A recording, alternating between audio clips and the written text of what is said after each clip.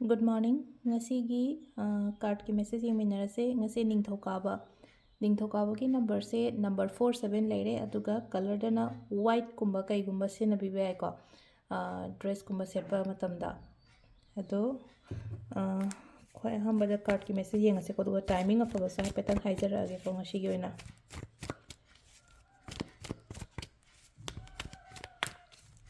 akoina nutigi lothopa dumaina ko card ahum katang thokjarge ko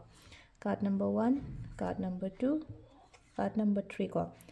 ahum sidagi ama choose tawrase aham se natraga 1 sira 2 sira natraga 3 sira haibado ko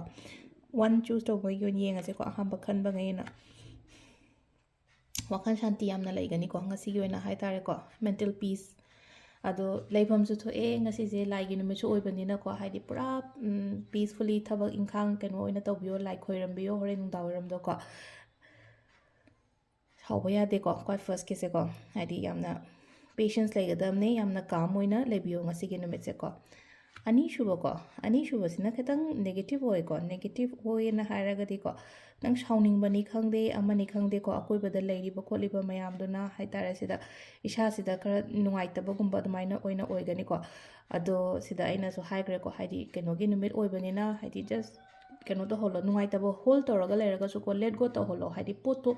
khanjalaga keno tawraga leitaba ado yam nuaite kainaga hairagadi akhoi keno tawraga akhoi rock salt gumba hapaga iruse phasan lu thokpirana ko aduga ngatang meditation gumba ga tawbiyo ko release to holo haidi negative energies mayam se ko kitang negative oina lai ko card se number 2 se adugi aina sida hai se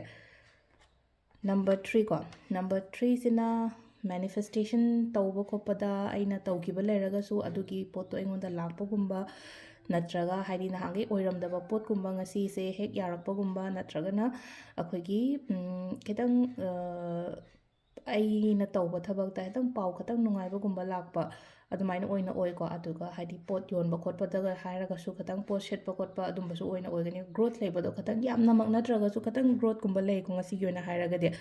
ado timing sina yuki pung 3 tagina 3 minute 12 phong lere dagi 9 minute 4 doidena pung 10 minute 3 phong lere ko